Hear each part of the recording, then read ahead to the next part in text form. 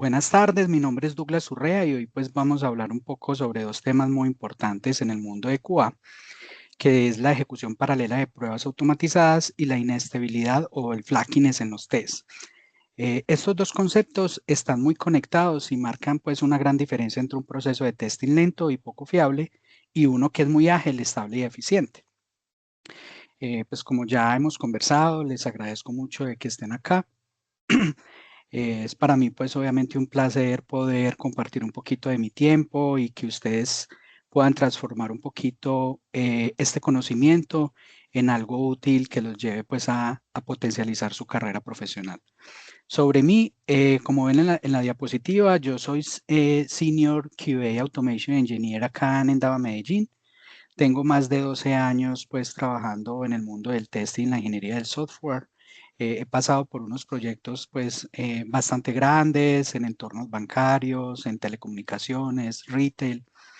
Y pues a lo largo de mi experiencia he aprendido muchas cosas sobre automatizaje y sobre todo también pues como eh, a tener un mindset de testing que es muy importante y que le permite a uno ir más allá de lo tradicional pues en el mundo de testing. Entonces, aquí están mis redes sociales por si me quieren contactar. Me gusta mucho compartir el conocimiento y bueno, seguiremos en contacto seguramente para que entre todos vayamos aprendiendo. Y la agenda para hoy son estos 6 puntos.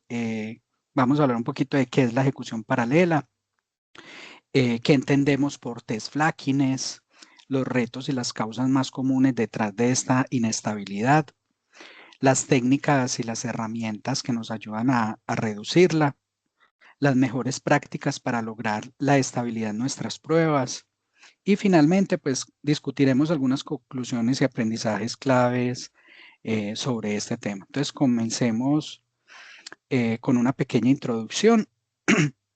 Primero hablemos sobre la ejecución paralela. Obviamente la ejecución paralela significa ejecutar múltiples pruebas de forma simultánea, no una detrás de otra, porque suena obvio, pero obviamente hay matices importantes y el paralelismo no es lo mismo que la concurrencia, porque la concurrencia es tener varias tareas ejecutándose en el mismo tiempo, pero en realidad paralelismo es que se ejecutan al mismo tiempo, pero en diferentes hilos o instancias o núcleos. Esto ya lo veremos más adelante, pero en QA, podríamos decir que esto se traduce en dividir una suite de prueba en varios lotes para correr sin que ellas vayan a colisionar y pues obviamente fallen, ¿cierto? Esto se puede hacer en diferentes navegadores o dispositivos o diferentes entornos. ¿Y cuál es el beneficio de esto? Pues obviamente es tener un feedback más rápido o conocer qué tanto tiene pues de una buena condición de salud de las pruebas. Vamos a dar, por ejemplo, un ejemplo. Imaginen por un momento que ustedes pues tienen que probar una aplicación web en diferentes navegadores. Hablo de Chrome, Firefox, Safari, Edge o Opera, pues que son como los más comerciales. Y si ejecutan las pruebas de forma secuencial, es decir, una detrás de otra, esto va a tomar muchísimo tiempo y estaríamos esperando, por decirlo, algunas horas para que todo se complete para solamente ver cuáles son los resultados. Entonces ustedes se pueden imaginar tener que esperar todo este tiempo para poder ver si las pruebas pasaron o si un cambio en el código afectó alguna prueba o algo, pues esto en un entorno productivo sería insostenible, especialmente pues en los entornos ágiles donde ustedes seguramente ya están trabajando y donde necesitamos pues conocer como un feedback más rápido de si las pruebas pasaron bien o necesitan algún ajuste y todo lo demás. Entonces aquí entra muy importante todo lo que es la ejecución paralela, porque no se trata solo de velocidad, sino que se trata de eficiencia y eso es un beneficio enorme para los equipos de trabajo. Entonces, pasando acá a las definiciones, vamos a hablar un poco de cuáles son esos enemigos más frustrantes de todo tester. Y es que cuando un test falle, uno no sabe por qué falló. O cuando falla, las pruebas se vuelven muy intermitentes. Entonces, quiero que más o menos entiendan que esto, por qué pasa y por qué nos preocupa y deberíamos darle un foco en especial para solucionarlo. Entonces, ¿qué es exactamente un Flaky Test? Pues es una prueba automatizada que muestra un comportamiento que es inconsistente. A veces pasa que, por ejemplo, una prueba falla sin que haya habido ningún cambio en el código de la aplicación. Y esto es como simplemente uno no saber qué está pasando por dentro. Pero muchas veces, digamos que los Flaky Tests son derivados por otras cosas externas que está conectado frente a los tests. Entonces, voy a darles un ejemplo eh, que también pues es muy importante. Por ejemplo, cuando una prueba falla, especialmente en un pipeline de Continuous Integration o Continuous Delivery, pues básicamente por las pruebas se detiene todo. Entonces, muchas veces los desarrolladores, cuando necesitan desplegar algo urgentemente, pues van al equipo de QA que investigue y el QA investiga un poco de tiempo y también mirando a ver qué es lo que está fallando los tests. Y esto hace que muchas veces los equipos pierdan productividad, porque si el test de cierta manera está, el proyecto en sí está entregando con una velocidad bastante alta, pues los tests pueden ser esos cuellos de botella que llaman, entonces van a haber delays, pues obviamente en las entregas. Pero muchas veces vamos y miramos adentro qué fue lo que falló y pues resulta que los test en sí no fallaron, sino que falló por otra inconsistencia externa que pudo haber sido, por ejemplo, una dependencia que se le cambió la clave. O, por ejemplo, también una API que se conecta a un servicio de terceros y pues este servicio de terceros cambió, no sé, el valor de la respuesta o algo adicional que afectó principalmente los test. Entonces, esto es lo que nosotros llamamos las falsas alarmas.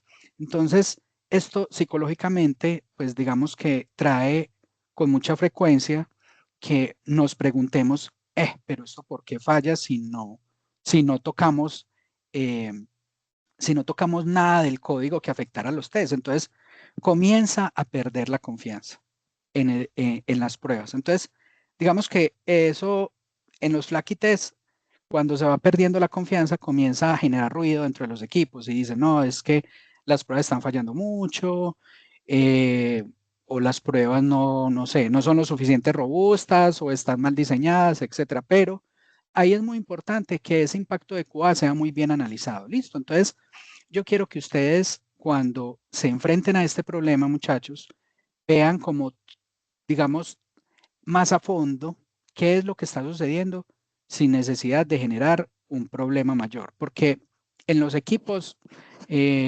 generalmente, pues, uno se apoya mucho en los desarrolladores, pero ellos también le tiran a uno mucho el agua, ¿cierto? Como que el QA esto, aquello, tal. Entonces el impacto en QA a veces se vuelve abrumador y psicológicamente a veces uno como que, pero ¿qué está pasando acá? Entonces, el mensaje final, muchachos, es que siempre eh, revisen muy bien, identifiquen el problema y documenten todo.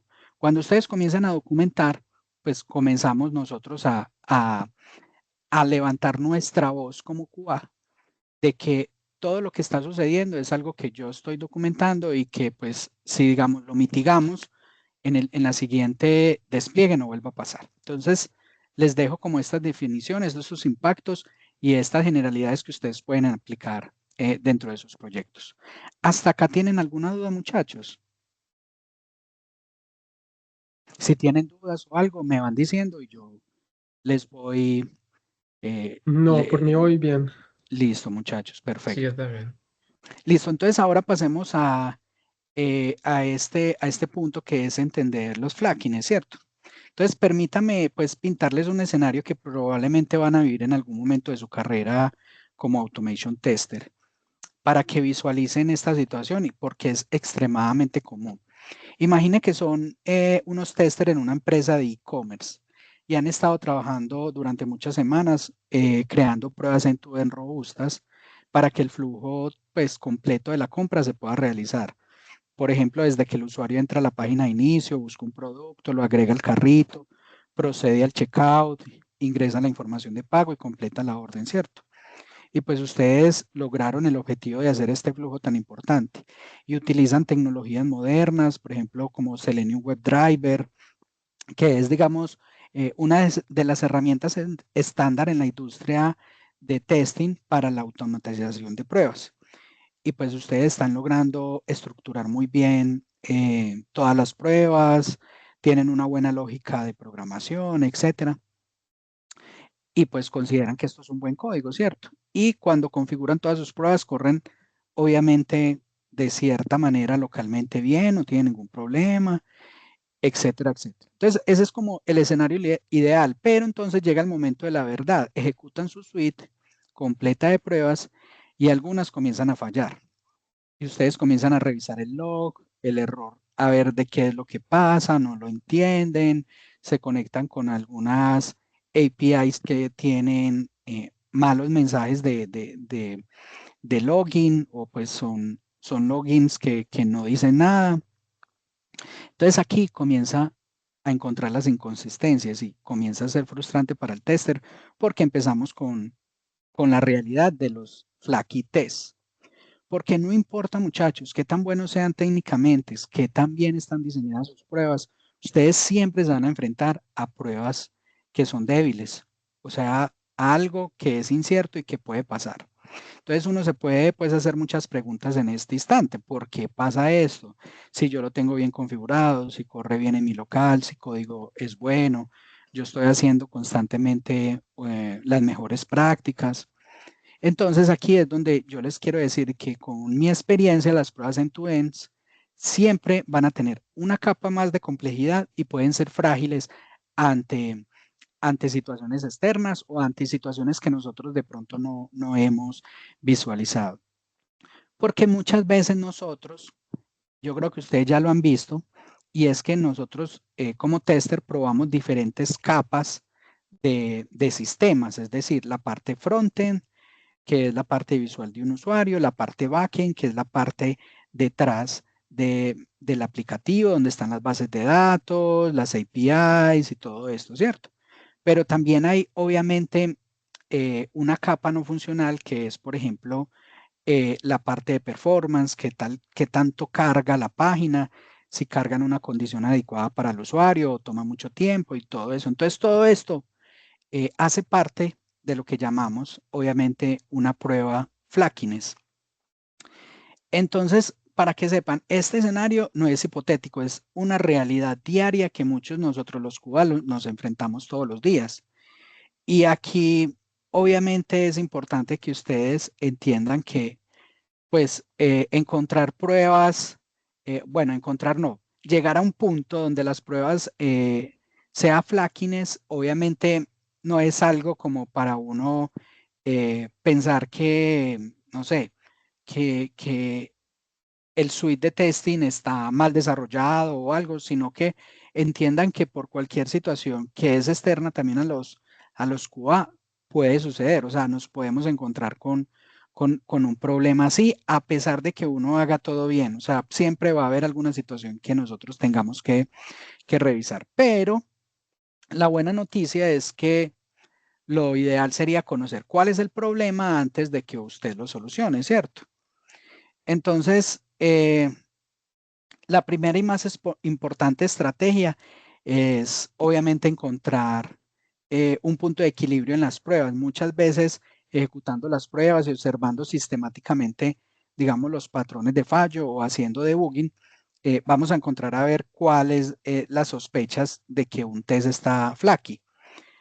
Obviamente no necesitas ejecutar las pruebas 50 veces ni nada de eso, porque pues eso no es algo que sea lo mejor pues en tiempo de uno, no sea lo más productivo.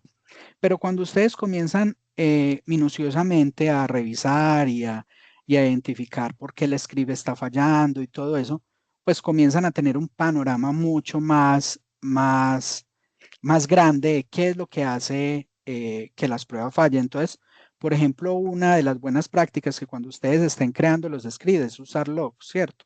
Porque los logs son, digámoslo así, el mejor amigo el diagnóstico que uno puede encontrar para identificar por qué un test está fallando.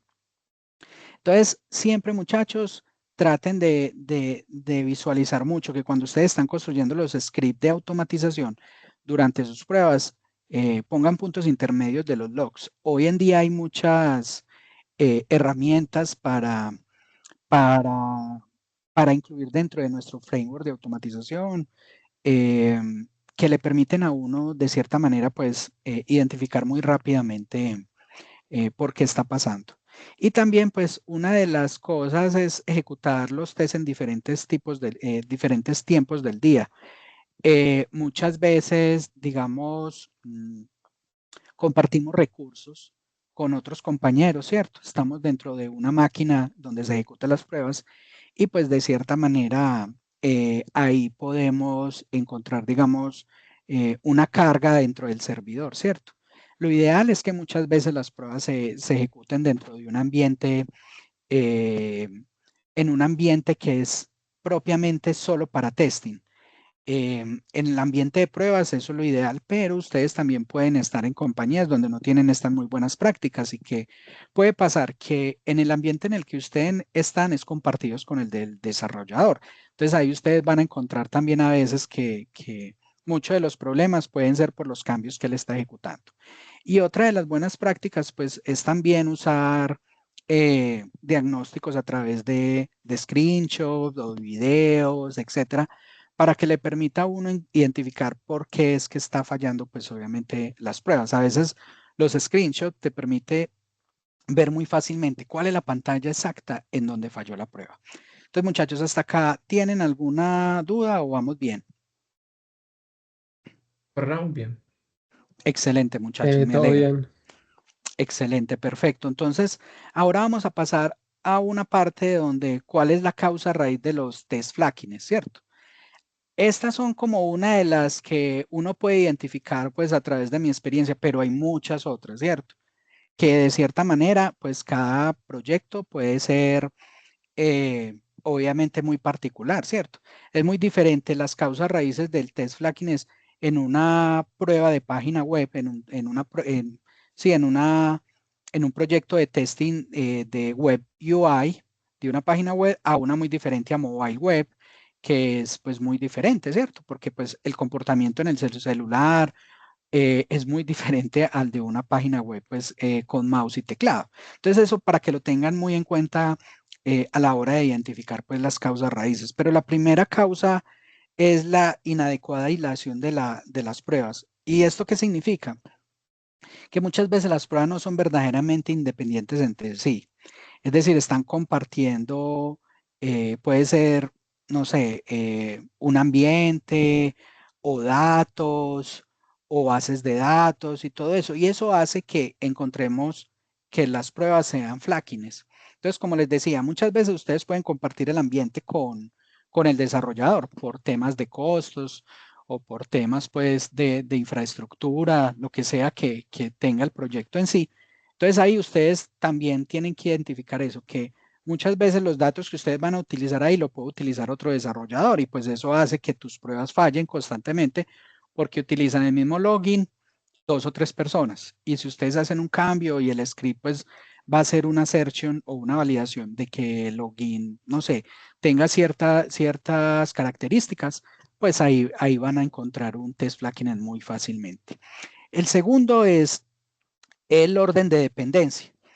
Es decir, que muchas veces los testers, y me incluyo porque eso lo comete uno cuando pues, está siendo muy novato, es que uno crea tests que son dependientes del otro y generas una cadena de test, test 1, test 2, test 3. Entonces tú comienzas a ejecutarlos todos como si fuera una secuencia y eso es una mala práctica. Muchas veces los tests se pueden secuenciar a través de herramientas, por ejemplo, JUnit te permite crear secuencias de, por ejemplo, creo el método para ejecutar las pruebas A y creo el método para ejecutar las pruebas B y ambos dos generan, no sé, un resultado C. Eso lo puedo hacer y eso es válido, pero lo que no puedes hacer es que siempre el test 1 depende del test 2, depende del tercer y así sucesivamente, porque eso lo que te hace es que secuencialmente no va a llevar a que el test tenga una robustez cuando se esté ejecutando solo en un sistema de continuous integration, continuous delivery. Hablo de Jenkins o de GitHub Action y todo, que allá es donde se ejecuta automático, ¿cierto? Y si tú haces dependencia una detrás de otra con los mismos datos, entonces cada vez que se vaya a ejecutar, pues va a haber un problema ahí porque pueden fallar. Entonces es otra de las causas raíces del test flakiness. La tercera causa es la asincronía o el timing. Por ejemplo, muchas de las aplicaciones web modernas son altamente asincrónicas. Es decir, cuando tú haces clic en un botón, puede dispararse múltiples requests y elementos internos que hacen que ese botón, pues, te dé una respuesta de un comportamiento esperado para el usuario. Entonces, muchas veces, esto nos encontramos nosotros en que, digamos, la capacidad que tiene el server internamente para hacer esa sincronía no es lo suficientemente alta en recursos para poder darle la respuesta al cliente. Entonces, cuando ustedes están ejecutando sus pruebas, seguramente van a encontrarse con este problema de que, pues, obviamente el servidor necesita tener esa capacidad para darle, obviamente, una respuesta adecuada al usuario. Pero, digamos que esto ustedes lo van a ir identificando a medida que prueban mucho, a medida que ustedes comienzan a hacer primero tester manuales y identifican como un usuario cómo se comporta el aplicativo y qué es lo esperado. Pero con la experiencia lo van a ir identificando.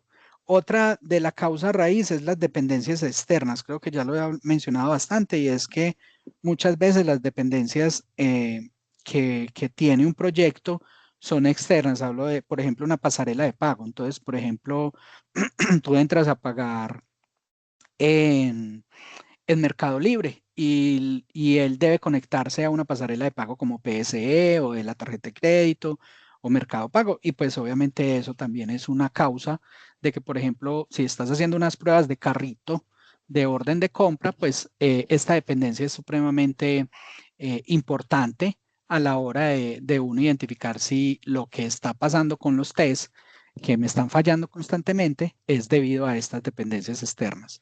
Y lo otro, pues son obviamente los constraints y los ambientes.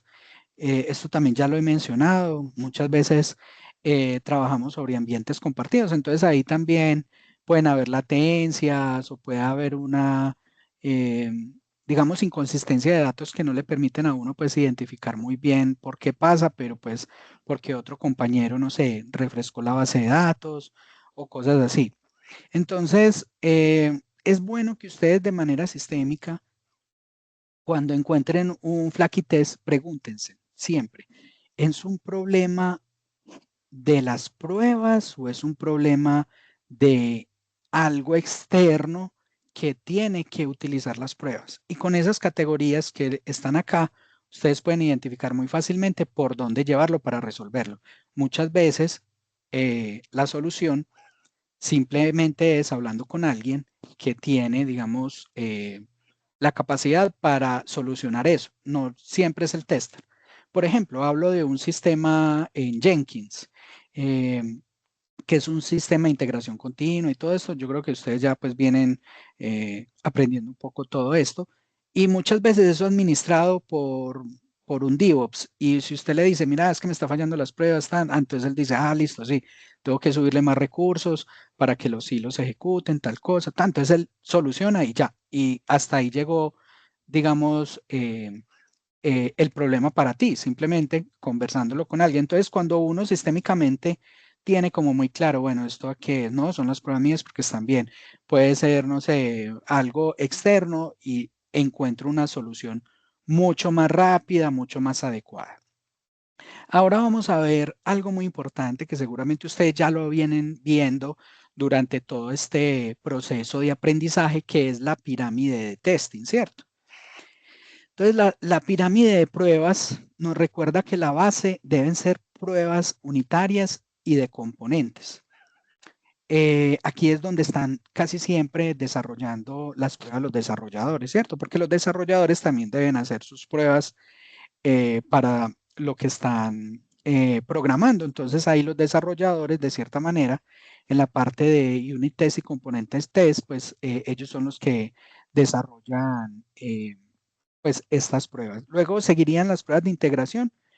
Aquí sería compartido. En la imagen creo que faltó ese pedacito, porque las pruebas de integración, nosotros los testers también podemos realizar pruebas de integración. ¿Cuáles son las pruebas de integración? Generalmente las más comunes son las pruebas de API.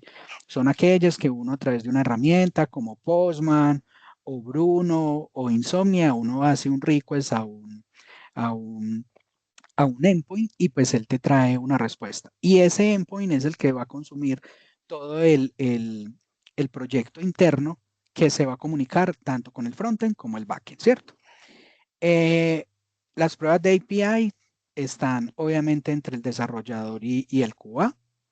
Y la última parte de la pirámide son las pruebas funcionales o las que llamamos pues las pruebas de UI, que generalmente son las que entramos y revisamos y generamos como un comportamiento de cómo está ejecutándose las pruebas, ¿cierto?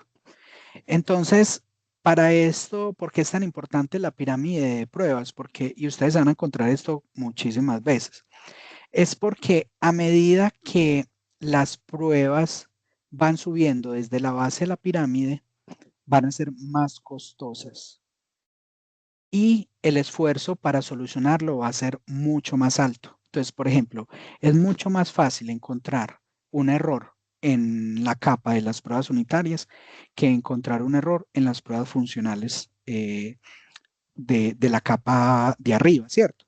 Porque entonces el desarrollador va a tener que ir a identificar, ¿será esto una prueba del front, perdón, va a ser un error del lado del frontend, va a ser un error del lado del backend, va a ser un error del lado de, de la base de datos o de un servicio externo, entonces va a consumir más tiempo para solucionarlo. Entonces, el mensaje, muchachos, es que muchas veces lo ideal siempre es tener muy claro que en qué nivel de la pirámide estamos nosotros, cuáles son nuestras responsabilidades y qué es lo que nosotros tenemos que estar ahí para probarlo. Cuando uno trabaja en equipos de desarrollo de software, digamos que todos trabajamos como un equipo, pero cada equipo, hablo de los desarrolladores, hablo de los testers, hablo de los product owners, de los diseñadores, cada equipo tiene sus obligaciones y sus responsabilidades. Y ese equipo es el que se debe hacer cargo de esos pedacitos. Me esperan un momentico, muchachos, atiendo acá una llamada, 2 segundos. Dale, tranqui. Gracias.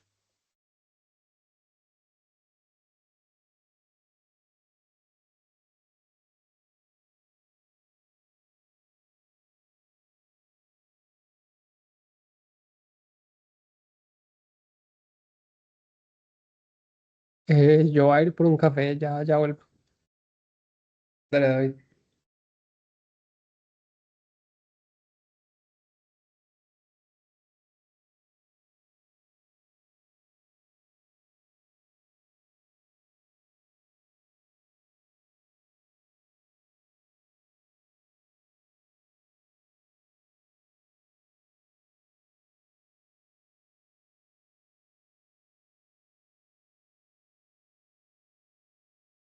Muchas gracias, muchachos, por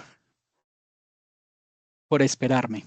Entonces voy a seguir compartiendo. Me dicen cuando ya estén viendo la diapositiva. Ahí la vemos, pero como ahora sí, Ahora cuando sí, ya ¿cierto? completa. Sí, ya. Listo, muchachos. Entonces les quedó claro hasta lo que llevamos hasta ahora, ¿cierto? Sí, señor. Listo. Excelente.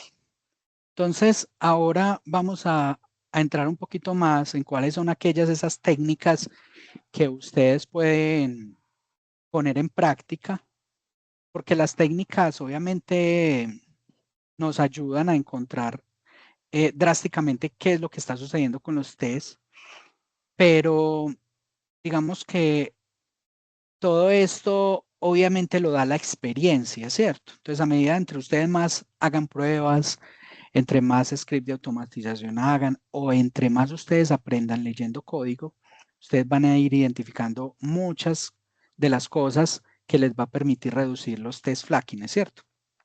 Entonces, aquí hay algunas técnicas que en mi experiencia me han permitido a mí identificar pues cuáles son esos problemas durante los proyectos de software y que me permiten a mí como tester identificar rápidamente yo cómo puedo solucionar todo esto, ¿cierto?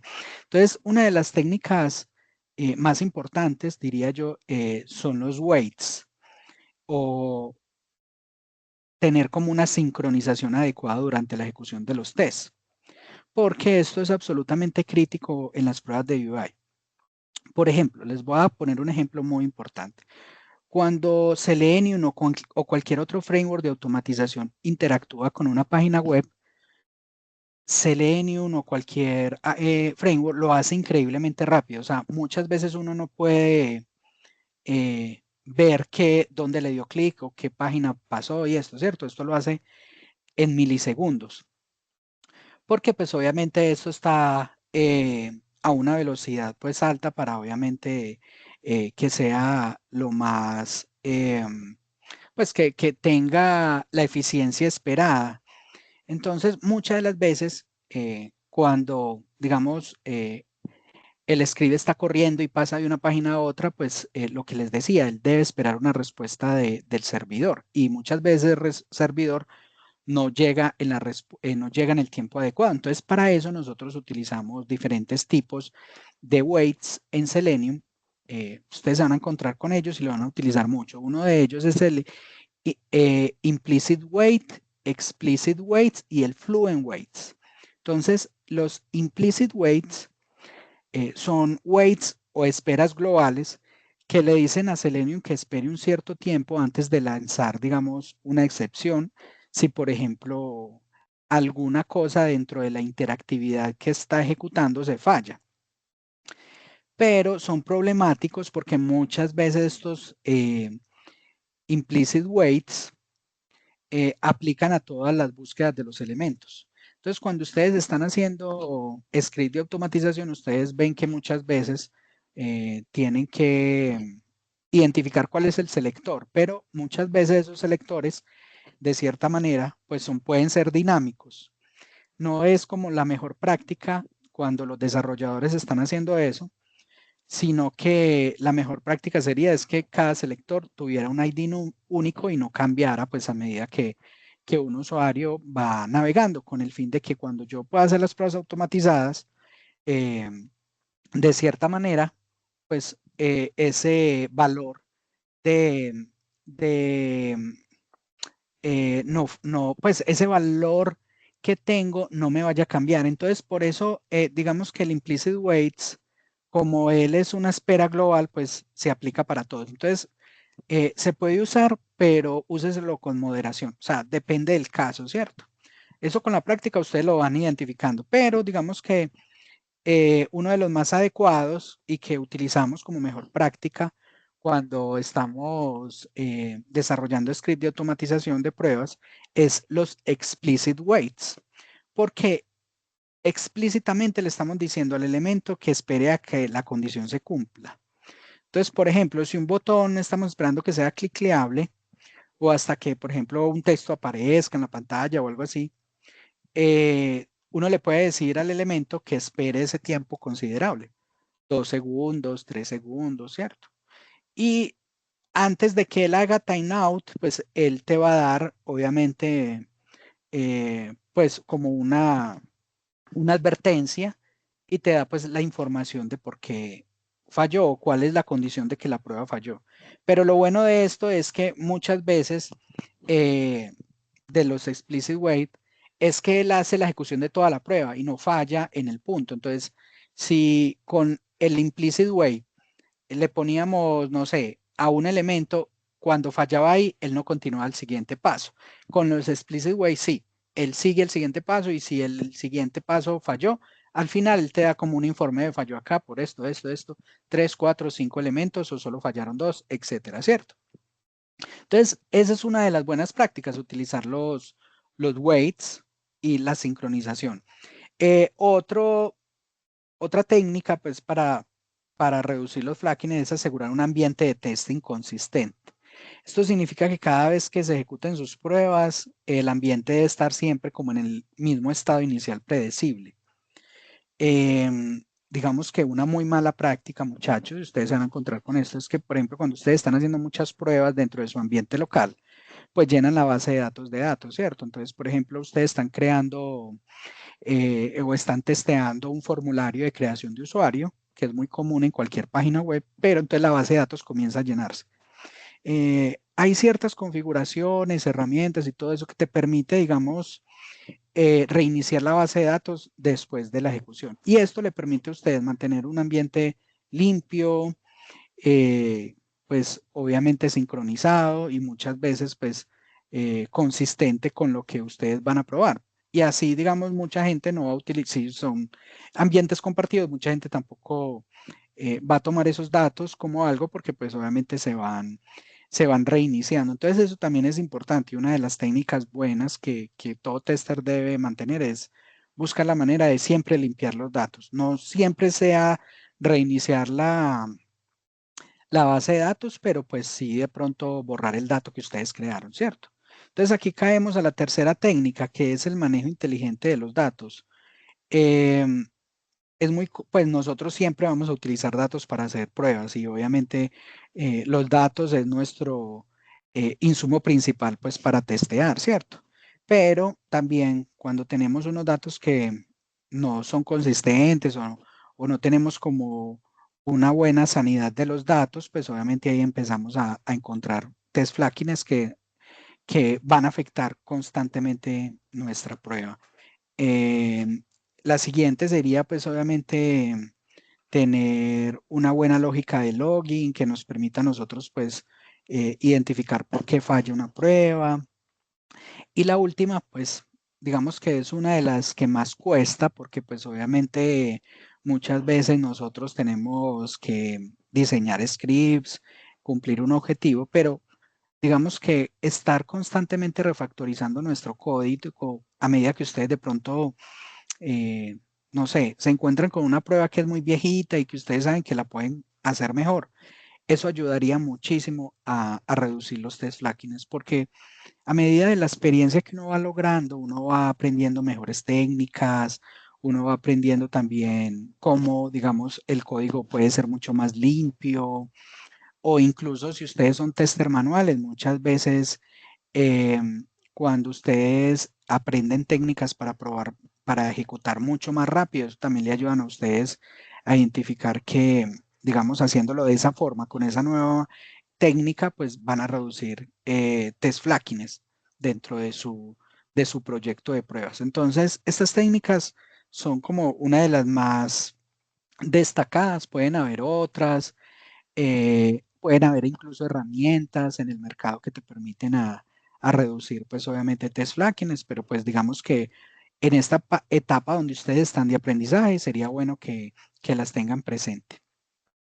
Entonces, pues sí, digamos que una de las herramientas más utilizadas en el mercado es Selenium y quizás no sé si ustedes en este punto están utilizando Selenium para su aprendizaje o qué framework o herramienta de automatización están utilizando.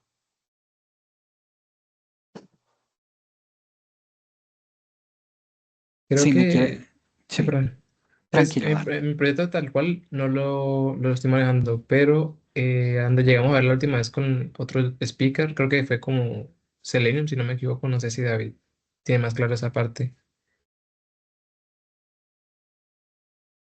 Listo. Sí, seguramente es con Selenium.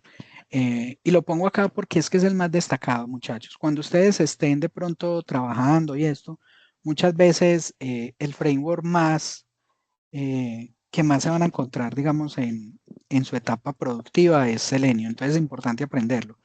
Pero muchas veces, digamos que hoy en día eh, la gente dice que Selenium es lento o que es obsoleto, pero no se dan cuenta que que Selenium es una herramienta muy potente y muy importante. Y para ello también hay técnicas, obviamente, que uno puede aplicar para que Selenium pues sea un poquito más eficiente. Una de ellas es no ejecutar pues digamos levantando un navegador. Selenium lo que hace es que tienen un driver interno, entonces tú llamas ese driver y ese driver hace una emulación de un navegador. Entonces puede ser Firefox, puede ser Chrome, puede ser Safari, creo que sí, son como 3 o 4, pero obviamente él necesita levantar unos recursos para que se ejecute pues las pruebas. Pero hay diferentes, obviamente, técnicas que te permiten a ti pues evitar que esto se demore, ¿cierto? A veces creo yo que la percepción de lento es un síntoma de mala arquitectura de las pruebas, pero cuando lo que les decía, si ustedes comienzan a refactorizar un poco el código, a entrarse en capas un poquito más amplias del espectro de las pruebas, creo yo que Selenium puede seguir siendo una pieza bastante fiable para ejecutar las pruebas y te permite a ti, obviamente, tener la oportunidad de que tu suite de pruebas sea bastante estable. O sea, muchas veces el problema no en sí es la herramienta, sino que puede ser también cómo está estructurado las pruebas, ¿cierto? No utilizan diferentes estrategias de programación o utilizan, por ejemplo, Page Object Model, entonces hace que el código en sí sea por dentro muy complejo. Y pues esa complejidad obviamente recae sobre el Selenium WebDriver, que es el que tiene que interpretar eso dentro de un navegador. Entonces, el mensaje es, no importa tanto la herramienta, sino que importa más las técnicas que tú apliques, que hemos hablado anteriormente, para, para ejecutar tus pruebas y para detectar test flakiness. Entonces, ya hemos hablado pues obviamente de diferentes cosas acá, pero ¿cuáles son las mejores prácticas para tener obviamente estabilidad en las pruebas, ¿cierto? Una de las mejores prácticas es tener pues independencia en las pruebas, ya hemos tocado esto, pues, pero es obviamente importante enfatizarlo siempre, y es que el lugar donde ustedes van a hacer sus pruebas obviamente siempre esté aislado, ¿cierto? Tenga como esa independencia, para que de cierta manera no vaya a haber pues como problemas debido al ambiente, congestión de datos, más personas metiéndole la mano, etcétera, etcétera.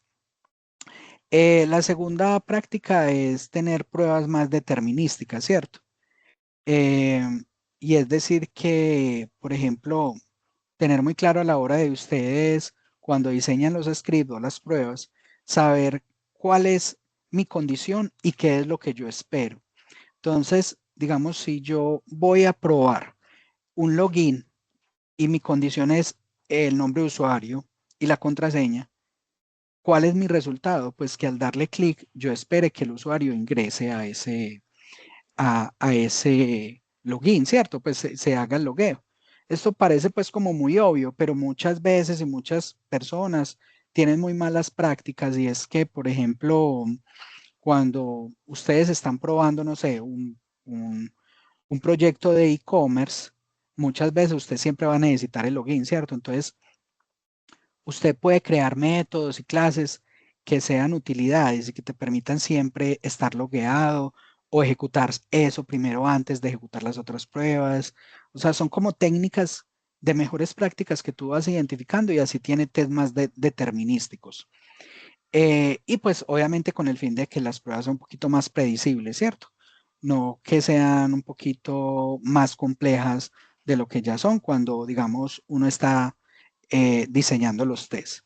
La tercera y una de las prácticas pues, más efectivas para evitarlos o para tener tests más estables es siempre que las pruebas también se ejecuten en un ambiente de integración continua y de entrega continua, es decir, en pipelines y todo eso, porque esto te permite ejecutar con más frecuencia y cuando los tests se ejecutan con más frecuencia y tienen mayor estabilidad, pues te permite a ti tener más confianza y esa confianza se traduce en que, digamos, todas las pruebas que se están ejecutando dentro de un proyecto son fiables, no se están introduciendo errores, no hay problemas que le permitan al equipo de pronto entrar en cuellos de botella y todo lo demás, ¿cierto?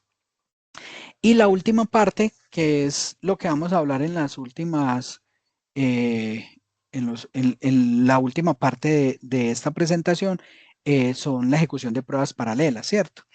Que ya hemos hablado un poquito y es obviamente aquellas pruebas que se ejecutan en paralelo, no secuencial, sino en paralelo en diferentes hilos o en diferentes ambientes, etcétera, etcétera. Entonces vamos a profundizar un poquito más eh, en qué es, cuáles son aquellas técnicas de ejecución paralela de las pruebas y sus herramientas, ¿cierto? Una de las herramientas más populares y poderosas para la paralelización en todo el ecosistema de Selenium es Selenium Grid, ¿cierto?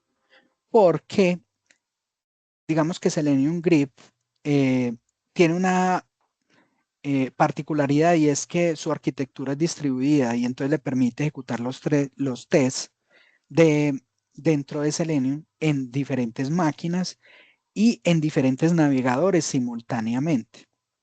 Es decir, cuando yo ejecuto las pruebas, él se distribuye, entonces hace una paralelización. Entonces, acá lo pueden ver muy claramente. Él se distribuye, entonces los tests que yo tengo se repiten tanto para un navegador, para un sistema operativo específico, y así yo puedo probar más rápidamente todo esto. Puedo ejecutar las mismas pruebas tanto para Chrome, para Firefox, para Internet Explorer. Bueno, Internet Explorer ya no existe, pero sí para Edge y, y diferentes otros navegadores, ¿cierto? Entonces, de cierta manera, esto le da a usted una capacidad de velocidad muy amplia y lo bueno es que, pues, digamos que Selenium Grid eh, es realmente muy potente, ¿cierto? Y ustedes en algún instante van a necesitar, pues, esta herramienta. Y es que lo bueno de Selenium Grid es que hace una ejecución paralela de los test en un ambiente isolado, ¿cierto? Que ya lo hemos hablado, que son las pruebas de por qué deberíamos de tener los test isolados, pero cuando se ejecutan en paralelo, la ejecución se magnifica de una manera tan exponencial que me permite a mí ejecutar más rápidamente, pero saber que estoy haciendo una cobertura total, que esto es clave. Devolvámonos acá. Ah, bueno, acá lo estábamos hablando. Em, también algo muy importante de la isolación y que pues, lo tiene Selenium Grid es que también se puede implementar, digamos, como la ejecución por nodos. Entonces, yo por un nodo puedo ejecutar pruebas digamos, en Windows y en un nodo Linux, ¿cierto? Muchas veces, pues esto ustedes no se van a encontrar, pero por si se encuentran.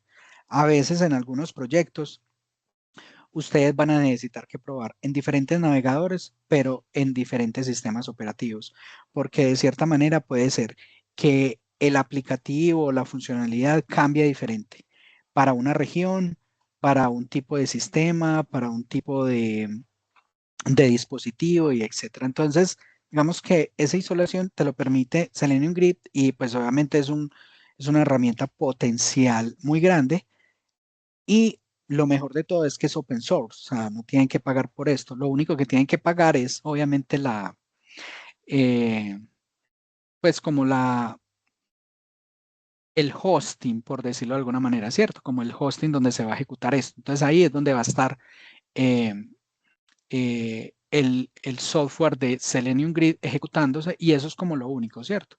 En muchos proyectos, de cierta manera, están solamente soportando o, sí, pues como colocándolo en un hosting donde se ejecute paralelamente sin ningún problema, pero no tienen que pagar una licencia. Porque enseguida vamos a ver algo muy importante y es que hay diferentes empresas que ofrecen ejecución de pruebas paralelas en cloud o en la nube y pues son costosas.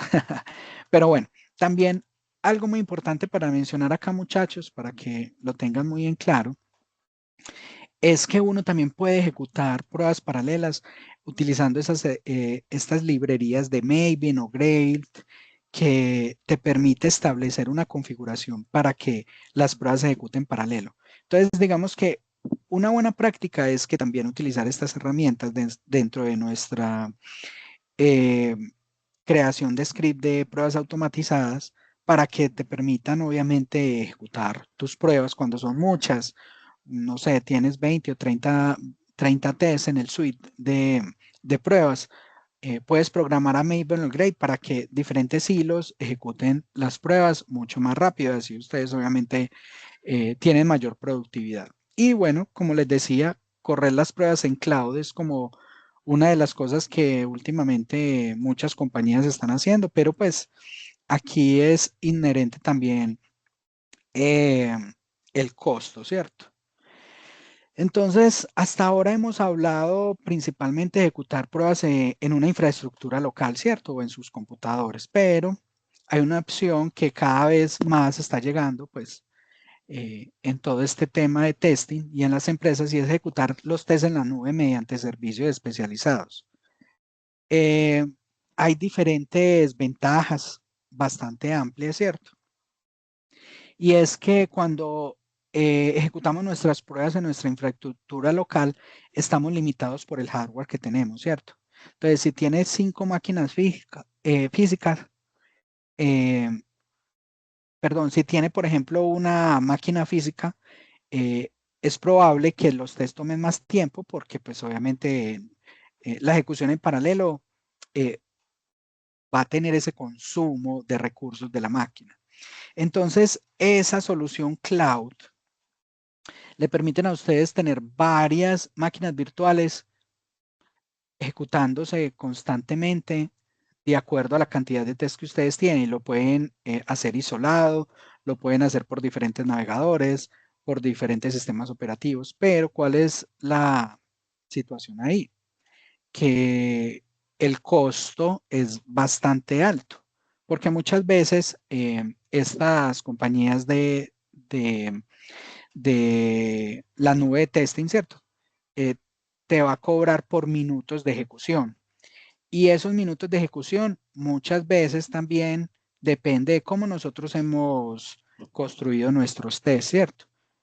A veces nuestros test localmente corren muy rápido, pero cuando se llevan en la nube, pues él va a tener que levantar dependencias, va a ser que tener un build para ejecutarse, yo qué sé, y tiene plugins adicionales que se van a complementar con nuestros scripts y pues eso se va a demorar más. Entonces, por ejemplo, ellos obviamente ofrecen servicios que son muy buenos, tener logs automáticos, te generan scription o videos, etcétera. O tienen plugins que se conectan con otros servicios como Jenkins, etcétera. Pero pues muchachos, esto es costoso y pues obviamente muchas de las compañías para las que nosotros trabajamos no van a sacar eh, un dinero para invertirlo en estas pruebas.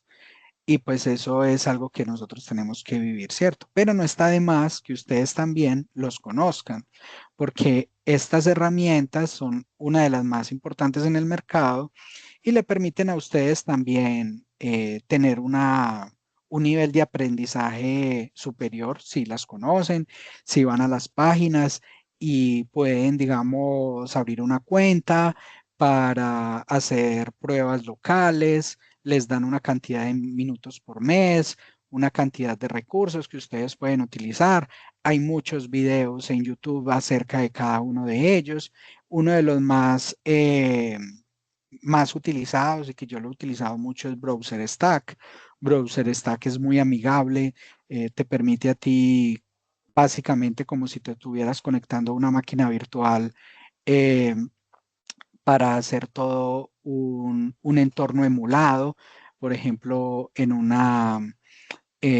pues digamos, tiene diferentes navegadores, diferentes dispositivos, diferentes marcas de dispositivos. Entonces es muy diferente probar en un Apple que en un Samsung, o en un ambiente de entorno Linux que en un ambiente de entorno Windows con X o Y navegadores. Entonces, correr las pruebas en estos proveedores de la nube es muy importante porque pues obviamente te da a ti la capacidad de conocerlas, y pues si están en un cliente que tiene la oportunidad de pagar esta infraestructura, pues ¿por qué no aprovecharla? Esto a la final, muchachos, lo que hace es eh, darle mayor productividad al equipo de pruebas, porque pues si mis pruebas se van a ejecutar mucho más rápido en diferentes dispositivos, en diferentes navegadores, pues yo puedo tener un panorama mucho mayor de la robustez de mis pruebas. Listo, entonces, para que lo tengan en claro, ustedes pueden, si quiere, yo les mando las diapositivas y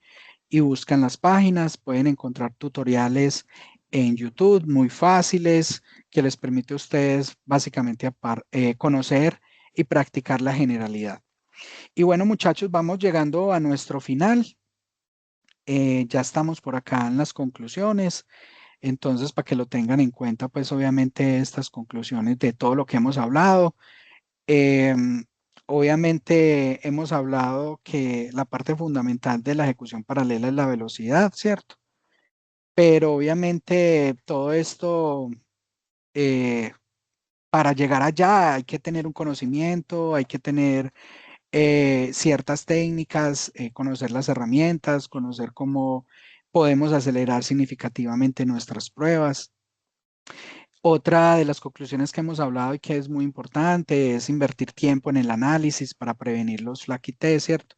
Esto significa que vamos a escribir buenos tests con las mejores prácticas, utilizando obviamente buenas herramientas que le permitan a uno seguir esas mejores prácticas, y pues partir siempre desde el inicio como con esas buenas prácticas, porque si tú comienzas a aplicar las prácticas ya cuando comienzas a tener los problemas, pues obviamente te vas a abrumar, vas a encontrar un cuello de botella, y pues va a ser más costoso hacerle el mantenimiento al código. Hemos hablado también de usar buenas herramientas, Selenium Grid, TestEngine, JUnit, etcétera.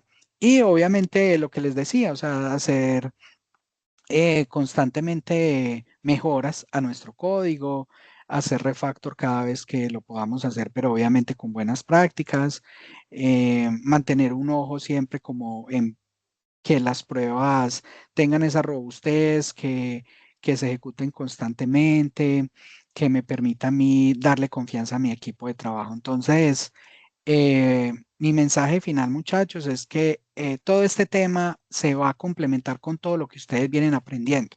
Esto se los va a dar también un poco más también la experiencia. Todos los proyectos en los que usted está va a ser diferente. Muchas veces ustedes en un proyecto encuentran las cosas de una manera construida A, B, C, en otro C, D, E, pero a la final, cuando ustedes tienen como en su mente la capacidad de llevar todo el conocimiento y las prácticas que hemos visto, no solo en esta clase, sino en lo otro, los van a hacer a ustedes unos excelentes profesionales, unos excelentes testers, y van a lograr aprender muchísimo y llevar a otro nivel todo lo que ustedes están construyendo como profesionales integrales. Entonces, nada, muchachos, para terminar, quiero compartirles con ustedes este link. Enseguida se los comparto para que por favor hagan un pequeño quiz de todo el temario que vimos hoy y puedan enviarlo. La idea es que de aquí al otro viernes ya lo puedan diligenciar. Esto les toma 20 minuticos máximo, no es tan difícil. Pueden mirar las diapositivas para que les permita a ustedes, obviamente, identificar cuáles son las preguntas y las respuestas, o pueden ver la grabación de este video para que puedan solucionar muy fácilmente este quiz de selección múltiple. Y bueno, muchachos, darles las gracias por estar esta tarde de hoy acá, por su participación, y de verdad quiero que ustedes se lleven el mensaje de que esta etapa de aprendizaje eh, es en realidad las bases fundamentales para que ustedes sean los mejores profesionales del futuro. Me pueden encontrar en diferentes plataformas. como Douglas Fugazi y pues en mi página web como douglasfugazi.co, en donde también pues pueden conocer un poco más de mí y me pueden contactar en todas las redes sociales para que sigamos con